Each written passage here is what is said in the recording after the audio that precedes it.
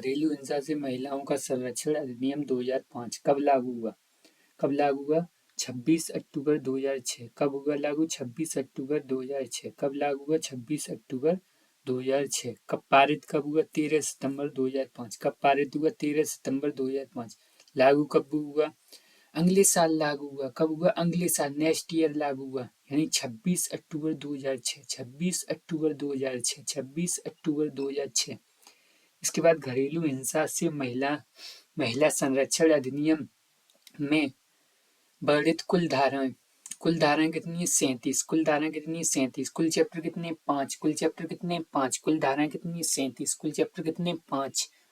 उसके बाद घरेलू हिंसा से महिलाओं का संरक्षण अधिनियम 2005 का विस्तार है। विस्तार कहाँ है? संपूर्ण भारत में इसका विस्तार है, पहली धारा में बताया गया। इसके बाद घरेलू हिंसा से संबंधित सुरक्षा, ठीक है, अधिकारियों को घरेलू हिंसा के मामले की सद्भाव पूर्वक सूचना देता है। यानी कौन देगा? किसका दायित्व है? यानी किसका दायित्व है कि वो सद्भाव पूर्वक क्या सूचित करेगा? यानी ये कैसा दायित्व है? यानी कैसा दायित्व है? यानी जो पड़ोसी है उसने क्या किया? यानी सुरक्षा प्रदान करने के लिए उसको सद्भाव पूर्वक सूचित किया किसी पर्सन को। तो इसका मतलब क्या है? इसका मतलब ये उसको वित्तीय दायित्व, यानी उसकी पैसे से मदद करेगा।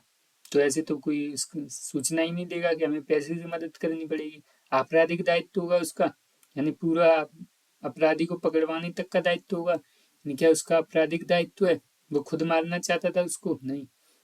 क्या नागरिक दायित्व है? तो बहुत सारे बच्चे नागरिक दायित्व कर देंगे कि नागरिक यानी भारत का नागरिक होने के लिए नागरिक दायित्व। उसका कोई दायित्व नहीं है, ऐसा कहा गया है। किसमें? 4 में कहा गया कि सद्भाव पूर्वक दी गई जानकारी यदि किसी पड़ोसी द्वारा दी गई है, ठीक है, कोई पड़ोसी जो संबंधित सुरक्षा अधिकारी को घरेलू हिंसा के संबंध में सद्भाव पूर्वक सूचना देता है कि यहाँ पे घरेलू हिंसा हो रहा है, हो सकता है, संभावना भी बता देता है, या हुआ था, या हुआ था, या हो रहा है, या हो सकता है, ठीक है। तो उसकी सूचना, तो उसका कोई दायित्व नहीं होगा। प्रीवियस ईयर क्वेश्चन है। इसके बाद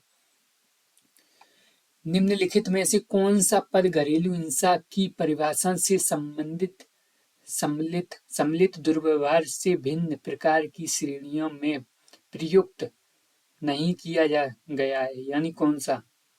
यानी 4 तरह की क्या बताई थी? ठीक है, 4 तरह के दुर्व्यवहार बताए गए थे। ठीक है, दुरुपयोग कौन कौन से? यानी 4 तरह के एब्यूज बताए: शारीरिक, लैंगिक, मौखिक और भावनात्मक और आर्थिक। तो भावनात्मक हो गया, मौखिक हो गया, आर्थिक हो गया, मानसिक नहीं है। कौन सा नहीं? मानसिक। कौन सा नहीं? मानसिक नहीं है।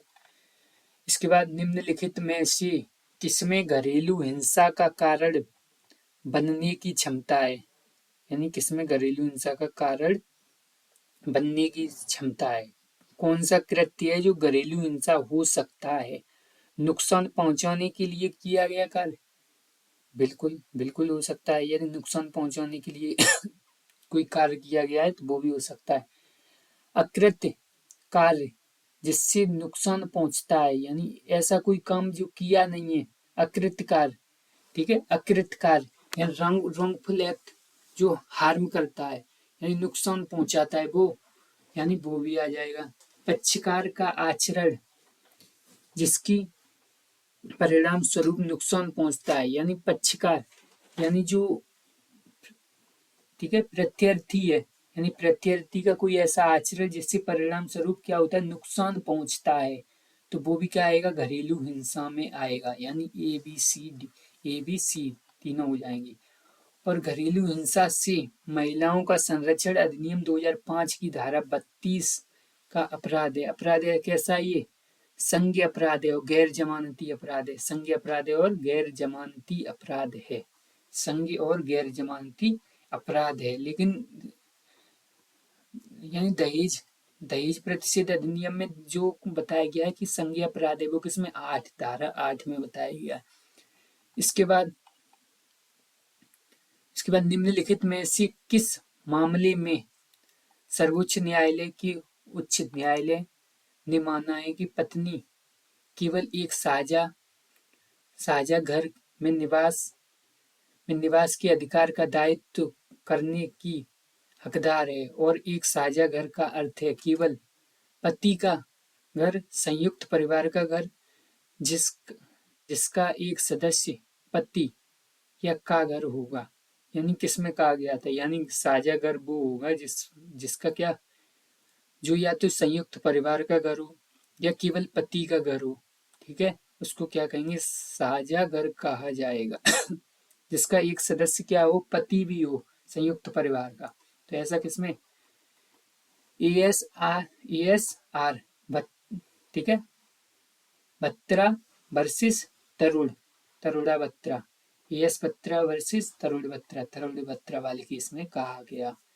कौन सा, साझा घर, ठीक है, यानी शेयर्ड हाउस होल्ड किसमें कहा जाएगा, संयुक्त परिवार में रह रही हो या फिर केवल पति का घर हो, वो साझा घर माना जाएगा। घरेलू नातेदार की परिभाषा दी गई है इसमें एफ फॉर फैमिली। फैमिली क्या होती है, रिलेशनशिप में, तो ऐसे हमने याद किया था। घरेलू हिंसा से महिलाओं का संरक्षण अधिनियम की धारा 2F के क्या, कौन सी 2F, घरेलू हिंसा, घरेलू नातेदारी दो लोगों के बीच ऐसी नातेदारी है। यानी घरेलू नातेदारी क्या, या तो फिर ब्लड रिलेशन से हो, शादी से हो, ठीक है, या फिर दत्तक, यानी गोद लिए हुए पुत्र या पुत्री हो, साथ रहते हो, साथ रह चुके हो, ऐसी घरेलू नातेदारी दो लोगों के बीच में हो, उसको कहेंगे। इसके बाद घरेलू हिंसा से महिलाओं का संरक्षण अधिनियम 2005 के तहत आश्रय गृह किस में बताया गया, 6 में। आश्रय गृह में क्या बताया गया था, यहाँ आश्रय के भार साधक इंचार्ज से, यानी यदि व्यथित व्यक्ति चाहे तो संरक्षण अधिकारी, ठीक है, या सेवा प्रदाता से क्या कर सकता है, यानी आश्रय गृह की मांग कर सकता है, तो उन्हें उपलब्ध कराना पड़ेगा, ठीक है, यानी रहने की व्यवस्था के लिए आश्रय प्रदान करने के लिए अनुरोध कर सकता है कौन, व्यथित व्यक्ति या उसकी ओर से एक संरक्षण अधिकारी भी कर सकता है। किसमें, 6 में कहा गया, किसमें 6 में कहा गया। घरेलू हिंसा से महिलाओं संरक्षण अधिनियम के अंतर्गत प्रत्येक जिले में संरक्षण अधिकारी की नियुक्ति कौन करता है, संरक्षण अधिकारी की नियुक्ति राज्य सरकार कौन करती है, राज्य सरकार करती है। संरक्षण अधिकारी यानी PO यानी प्रोटेक्शन ऑफिसर का अपॉइंटमेंट कौन करता है, राज्य सरकार करती है। कितनी करती है, जितने चाहे उतने कर सकती है, जितने चाहे उतने कर सकती है। संतान मतलब बालक, इसमें 2B में बताया गया है संतान का मतलब क्या है, 18 साल से कम का, 18 साल से, ठीक है, below the age of 18 years, ठीक है, below the age of 18 years. घरेलू हिंसा से महिला संरक्षण अधिनियम के प्रावधान का जनता के समक्ष व्यापक प्रचार प्रसार का कर्तव्य है। यानी जनता के समक्ष घरेलू हिंसा के व्यापक प्रचार प्रसार करने का किसका कर्तव्य है, केंद्र सरकार भी कर सकती है, राज्य सरकार, दोनों सरकारों का क्या है, अधिकार है कि वो प्रचार प्रसार करे। कौन, केंद्र सरकार, राज्य सरकार। संरक्षण अधिकारी होंगे कौन होंगे, केवल महिलाएं होंगी, यथासंभव महिलाएं होंगी, यानी केवल महिलाएं जरूरी नहीं, केवल पुरुष जरूरी नहीं, कोई भी ऐसे नहीं, यथासंभव महिलाएं, जितना हो सके उतनी महिलाएं ही होनी चाहिए। संरक्षक अधिकारी कौन, संरक्षक अधिकारी यथासंभव महिलाएं। इसका मतलब घरेलू हिंसा अधिनियम के अंतर्गत सुरक्षा आदेश होता है, मजिस्ट्रेट द्वारा पारित आदेश या जिला, यानी सुरक्षा आदेश होता है, वो क्या होता है, यानी जिला अधिकारी द्वारा पारित आदेश, पुलिस अधीक्षक द्वारा पारित आदेश या उपरोक्त सभी, यानी मजिस्ट्रेट द्वारा पारित आदेश। सुरक्षा आदेश होता है वो किसके द्वारा होता है, मजिस्ट्रेट द्वारा पारित आदेश होता है। घरेलू हिंसा से महिला संरक्षण अधिनियम के तहत संरक्षण आदेश के भंग पर दंड का प्रावधान है। यानी यदि कोई संरक्षण यानी व्यथित व्यक्ति, यानी जो जाले में है, उसको जो आदेश दिए गए हैं, संरक्षण आदेश, उसको अगर वो फॉलो नहीं करता है, मानता नहीं है, तो कौन सी धारा के अंतर्गत घरेलू हिंसा की से महिलाओं का संरक्षण अधिनियम के तहत उसको भंग माना जाएगा। कौन सी आदेशों को फॉलो नहीं करता है? धारा 31 में बताए गए हैं वो आदेश। यदि नहीं फॉलो करता है तो 1 साल की सजा और 20,000 का जुर्माना। 20,000 का जुर्माना। संरक्षण आदेश इसमें धारा 18 में व्यथित कौन कौन से संरक्षण आदेश? हिंसा नहीं करेगा और हिंसा के जो हेल्प हैं यानी हेल्प करने वाले यानी जो दुष्प्रेरक हैं, दुष्प्रेरक नहीं करेगा उकसा वालों को भी, और महिला के कार्यस्थल पर नहीं जाएगा यानी बार बार, और महिला से कांटेक्ट करने की कोशिश नहीं करेगा, और महिला और बालक से क्या, यदि बालक है तो बालक के स्कूल वगैरह में नहीं जाएगा। ठीक है, यदि आदेश में दिया गया है तो। इसके बाद घरेलू हिंसा संबंधी मामलों में घरेलू हिंसा संबंधी मामलों में न्यायालय द्वारा पारित आदेश की प्रतिलिपियां प्रदान की जाती हैं। प्रतिलिपियां कितने रुपए में प्रदान की जाएंगी? मिनिमम कॉस्ट में 100 रुपए में, या इनमें से कोई नहीं? निःशुल्क कितनी कैसी होंगी? निःशुल्क होंगी। किसमें कहा गया? 24 धारा में कहा गया कि जो प्रतिलिपियां प्रदान की जाएंगी घरेलू हिंसा में वो कैसी की जाएंगी? निःशुल्क प्रतिलिपियां प्रदान की जाएंगी। कैसे? निःशुल्क, 1 भी रुपया नहीं लगेगा उसके दौरान। उसके बाद घरेलू हिंसा से महिला संरक्षण अधिनियम के अंतर्गत घरेलू हिंसा से संबंधित विचारण में सक्षम न्यायालय, कौन सा न्यायालय है वो सक्षम है, यानी judicial magistrate first class, JMFC और यानी मेट्रोपॉलिटन सिटी में कौन? मेट्रोपॉलिटन मजिस्ट्रेट, और अन्य जगह पर कौन? First class judicial magistrate. A और बी दोनों हो गए। इसके बाद घरेलू हिंसा से महिला संरक्षण अधिनियम के तहत केंद्र सरकार की नियम बनाने की शक्ति किसमें? 37 में है। केंद्र सरकार क्या कर सकती है? नियम बना सकती है। राज्य सरकार क्या कर सकती है? नियुक्ति कर सकती है। यानी किसका? संरक्षण अधिकारी की नियुक्ति कर सकती है। किसकी नियुक्ति कर सकती है? संरक्षण अधिकारी की। क्या सेवा प्रदाताओं की नियुक्ति भी कर सकती है? तो नहीं। सेवा प्रदाता कौन होते हैं? कल्याणकारी मान्यता प्राप्त संस्थाएं, एनजीओ वगैरह होती हैं सेवा प्रदाता, उनकी नहीं नियुक्ति होगी। और घरेलू हिंसा अधिनियम के अधीन अधिसूचना यानी आश्रय किसमें था? आश्रय यानी 6 में था। पीड़ित व्यक्ति को आश्रय प्रदान करने हेतु बाध्य है। यानी पीड़ित व्यक्ति को कौन आश्रय प्रदान करेगा? कौन बाध्य है? मात्र संरक्षण अधिकारी? तो नहीं, मात्र लगा हुआ है, मात्र नहीं। मात्र मजिस्ट्रेट द्वारा के अनुरोध पर मात्र लगा है, नहीं। यानी पुलिस अधिकारी नहीं, पीड़ित व्यक्ति के अनुरोध पर, यानी जब तक पीड़ित व्यक्ति अनुरोध नहीं करेगा तब तक नहीं होगा। सबसे पहले तो यही होगा कि पीड़ित व्यक्ति क्या करे? अनुरोध करे, हमारे पास आश्रय गृह नहीं है, हमें परेशान किया जाता है, इन बातों को बताएगा पहले कौन? पीड़ित व्यक्ति। उसके बाद नेक्स्ट क्वेश्चन 46, घरेलू हिंसा अधिनियम के अधीन सक्षम न्यायालय द्वारा किया गया कोई आदेश प्रवर्तनीय होगा। यानी घरेलू हिंसा के अधीन सक्षम न्यायालय द्वारा किया गया कोई आदेश अप्रवर्तनीय होगा। यानी यदि किसी एक राज्य में कोई हिंसा कर दी और उसने न्यायालय ने क्या कर दिया? कोई प्रावधान दे दिया कि ये, यानी समझौता कर दिया उस चीज में, तो वो लागू होगा कहाँ पे? समस्त भारत में पूरे भारत में प्रभावी हो जाएगा। यानी हमारी जो कोर्ट है वो कैसे? यूनिटी कोर्ट है। यूनिटी, ये नहीं कि एक कोर्ट दूसरी कोर्ट से दूसरी जगह नहीं मानी जाएगी, एक कोर्ट की बात दूसरी जगह पर वो कहेगा दूसरी जगह हिंसा करने लगेगा, ऐसा नहीं होगा।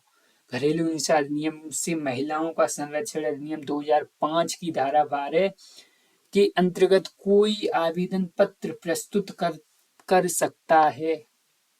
यानी धारा 12 के अंतर्गत कौन आवेदन प्रस्तुत कर सकता है? संरक्षण अधिकारी, व्यथित महिला की ओर से कोई अन्य पुरुष? हाँ बिल्कुल, कोई भी कर सकता है, इसमें कोई परेशानी नहीं है, यानी कोई भी। इसके बाद घरेलू हिंसा से संबंधित महिला संरक्षण अधिनियम 2005 के तहत संरक्षक अधिकारी को घरेलू हिंसा की जानकारी दी जा सकती है। घरेलू हिंसा की जानकारी कौन देगा? स्वयं पीड़िता दे सकती है, बिल्कुल दे सकती है। पीड़िता के रिश्तेदार दे सकते हैं, पीड़िता के रिश्तेदार बिल्कुल दे सकते हैं। कोई भी व्यक्ति दे सकता है, बिल्कुल दे सकते हैं। आप दे सकते हो, बिल्कुल। हम दे सकते हैं, बिल्कुल। ठीक है, तो कोई भी दे सकता है। उपरोक्त सभी हो जाएगा इसका आंसर। दहेज मृत्यु यानी शादी के कितने साल के भीतर होनी चाहिए? दहेज मृत्यु शादी के 7 साल के भीतर होनी चाहिए। ये किसमें बताया गया है? BNS भारतीय न्याय संहिता की धारा 80 में बताया गया है। भारतीय न्याय संहिता की धारा 80 में बताया गया है। दहेज मृत्यु कितने साल के भीतर होनी चाहिए? 7 साल के भीतर होनी चाहिए। कितनी सजा का प्रावधान है? 7 साल का प्रावधान है। कितनी सजा का? 7 साल का प्रावधान है।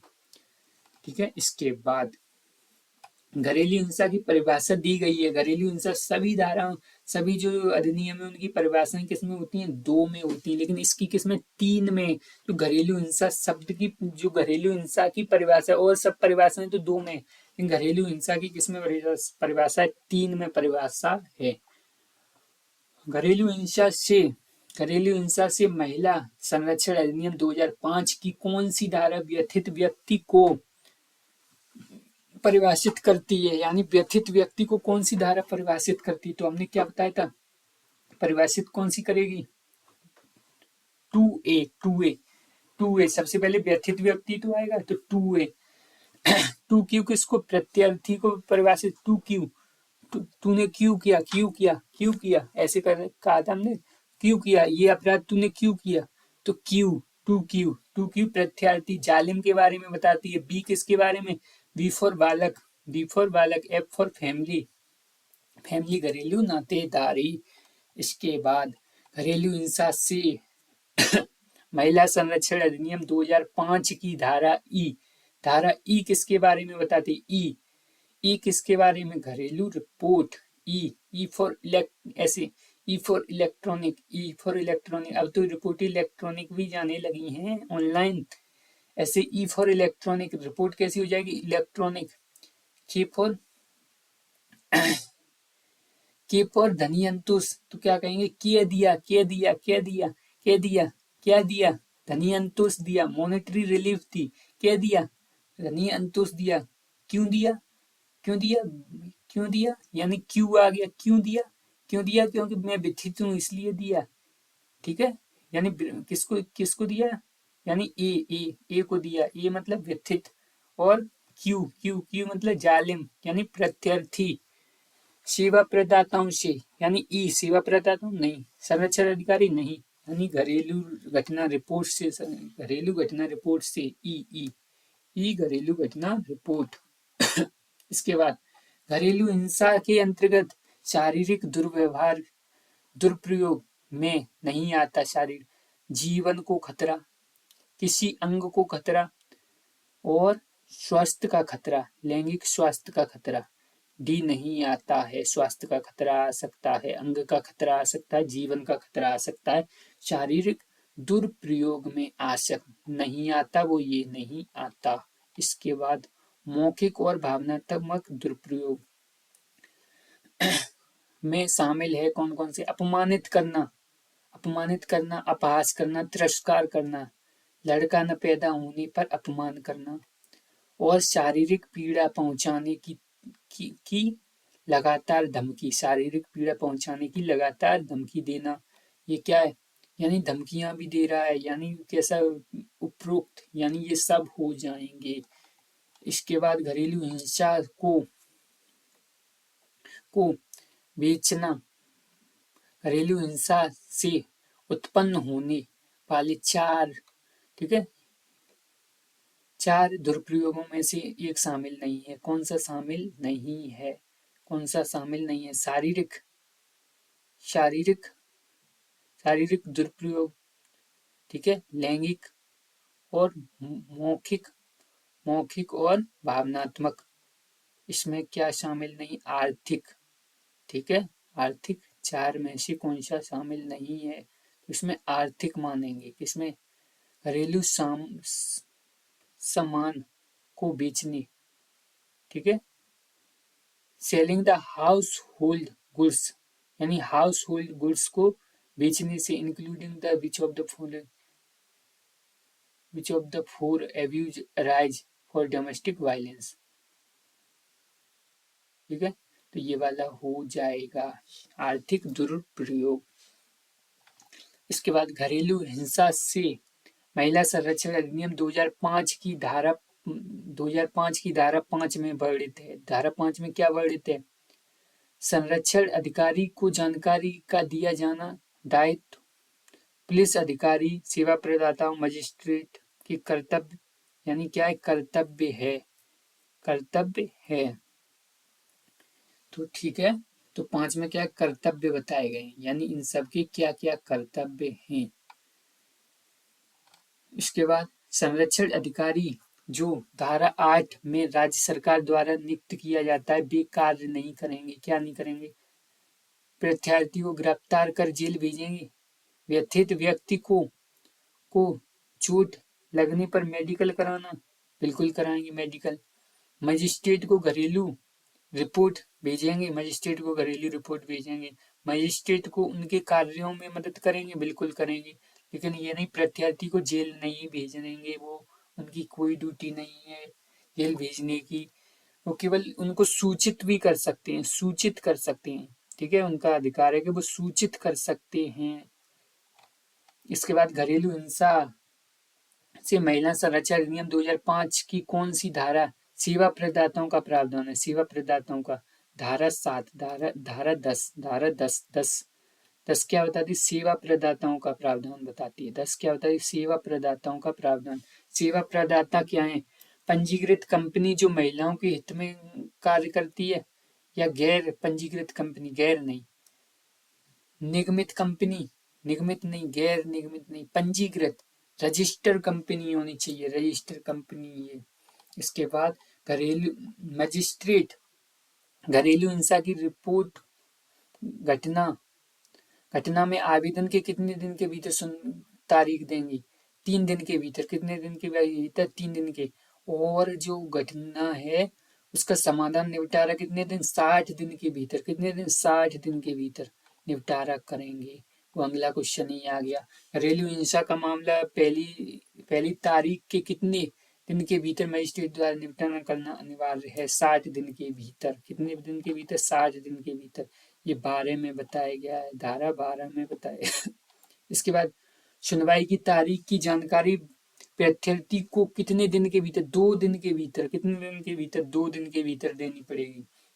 यानी जो जालिम है उसको भी तो तामील करनी पड़ेगी, सूचना देनी पड़ेगी, समनिंग करनी पड़ेगी कि आपके खिलाफ मुकदमा लग गया है, आपको पेश होना है, तो 2 दिन के भीतर। सुनवाई 3 दिन में, तो 2 दिन के भीतर तो करनी पड़ेगी।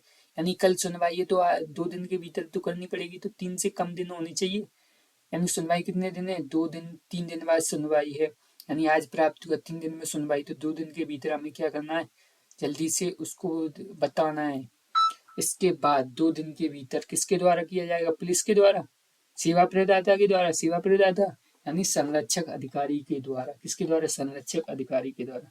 मजिस्ट्रेट द्वारा दंडनीय अंतोष व्यथित व्यक्ति को दिलाया जाएगा जो घरेलू हिंसा के कारण हुए नुकसान की पूर्ति हेतु होंगे, वे नुकसान नहीं। यानी देखो, वे नुकसान नहीं। अब इसमें यानी इनमें से कौन से हैं जो घरेलू अंतुष के उसमें है, जो नुकसान नहीं है। यानी ये है, ठीक है। चिकित्सीय खर्चा मिलेगा, भरण पोषण मिलेगा, संपत्ति का नुकसान व खर्चे की भरपाई करनी पड़ेगी, संपत्ति के नुकसान। लेकिन इनमें से कोई नहीं है। इनकी तो मॉनेटरी फंड के अकॉर्डिंग रिलीफ मिलेगी। इसके बाद अभिरक्षा आदेश यानी बच्चे की अस्थायी, ठीक है। अभिरक्षा यानी ये किसमें? 21 में। किसमें? व्यथित के साथ, यानी 21 में। अभिरक्षा का आदेश किसमें? 21 में बताया गया। किसमें बताया? 21 में।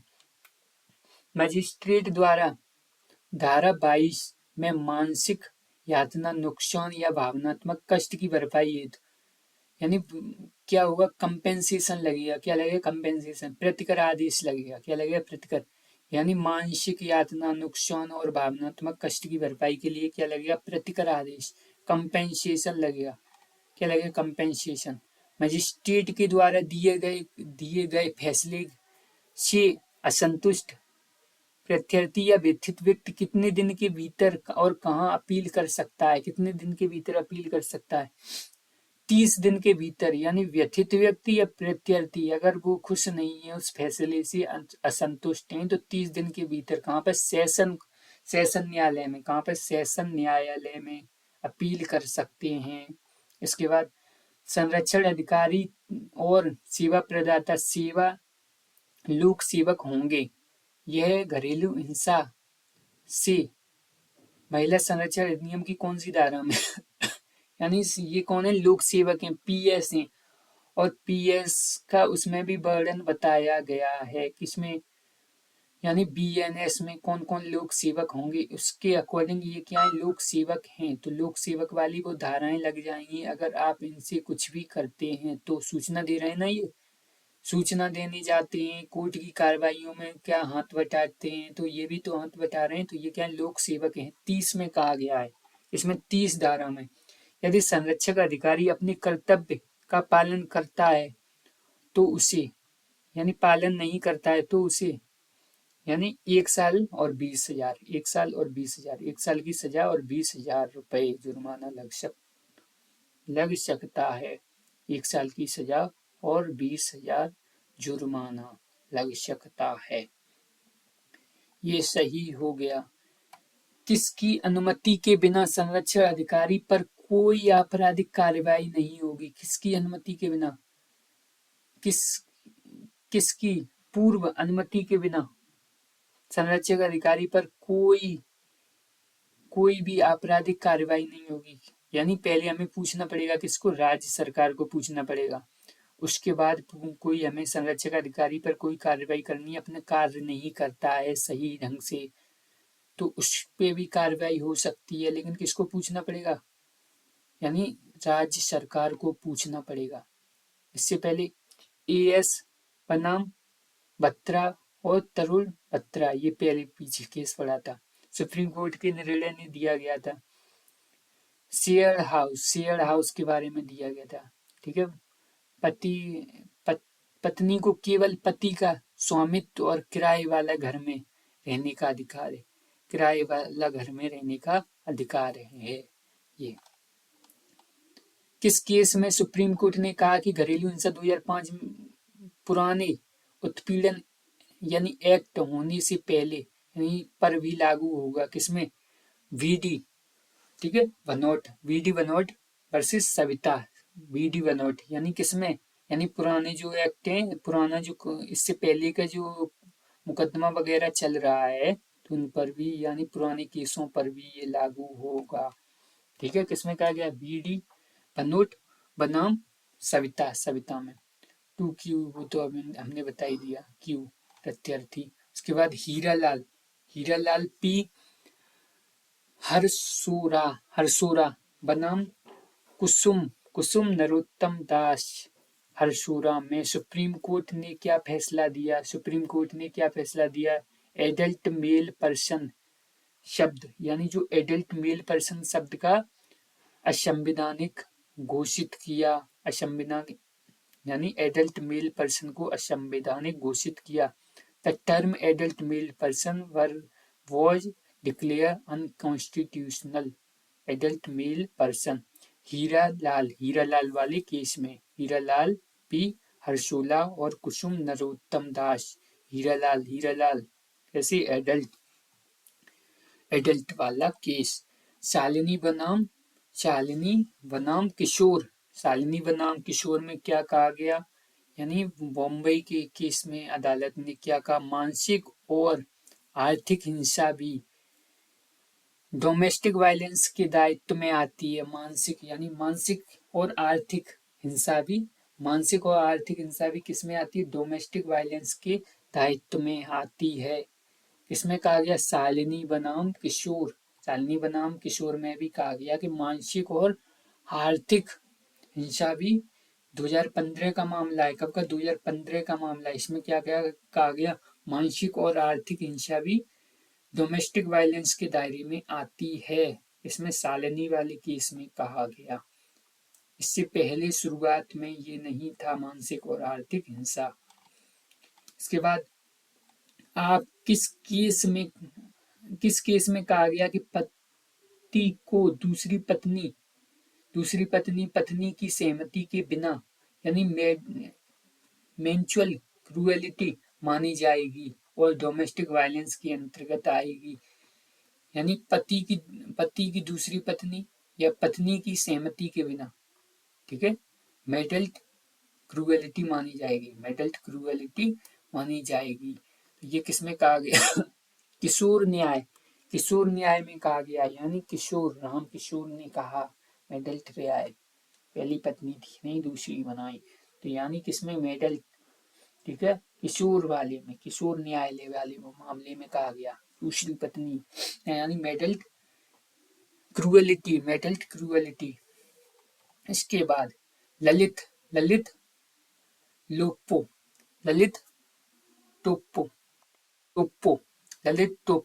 टोप्पो बनाम झारखंड राज्य केस किस अधिकार से संबंधित है?